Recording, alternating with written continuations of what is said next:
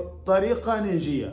Ahlu tariqa ni wananjia, hao ambao wameichagua hiyo njia kuifika.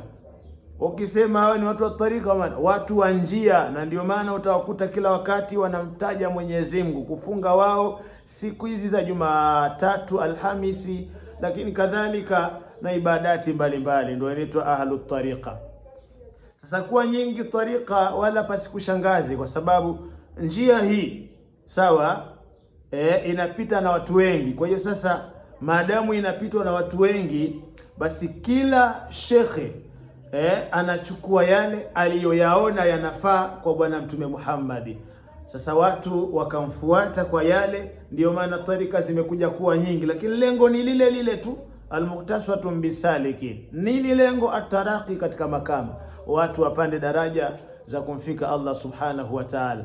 Na ndio maana tarika kuwa nyingi, na Sheikh Uwais akasema tarika bora zote kuacha ni tarika ya Al-Qadiri. Nasema tariqatuhu